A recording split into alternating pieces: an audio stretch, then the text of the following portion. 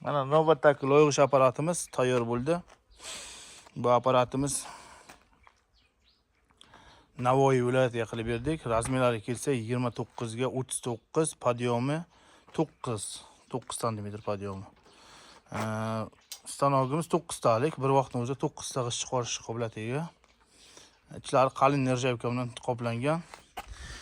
Endi kraska qilishdan oldin polnosdan moy sutilgan. Mana bunday moy sutilgandan keyin artib tashlanadi, чтобы kraska qolmasligi uchun moy sutiladi.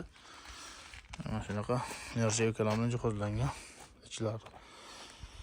Bu apparatimiz 9 ta g'isht chiqaradi. 2 kishi bir kunda ertalabdan kechgacha g'isht chiqarsa, 3 minutadan 3,5 minutagacha bemalol g'isht chiqarsa bo'ladi bu apparatlarga. Mana balonlari ham katta, kameraning balonlari bilan jihozlangan. Kimlardir stanogida ishlatish qiyinmi, osonmi, yengilmi, qanday qilib ishlatiladi deganlarga mana birinchisini barchasi bemalol mana ishlatib ko'rsatib, hech qanaqa buni qiyinchiligi yo'q buni ishlatishga. Mana chiqarib tushirib, stanok juda yengil ishlaydi. Ishlatishdan oldin, hozir endi bu hali yangi, yaqinda tayyor bo'ldi. Mana shu yerlarda moy sutish kerak. Saldor moy sutiladi.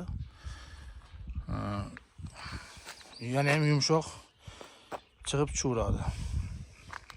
Kimga mana shunaqa stanoklar kerak bo'lsa, bemalol murojaat qilaverasiz. Nomerlarimiz описаниyaga stanokda o'zida ham mana nomerlarimiz qoldirilgan. 97 141 89 99. YouTube kanali nomi Metal Master Jasur. Dastavkalari kelishgan holda qilib beramiz.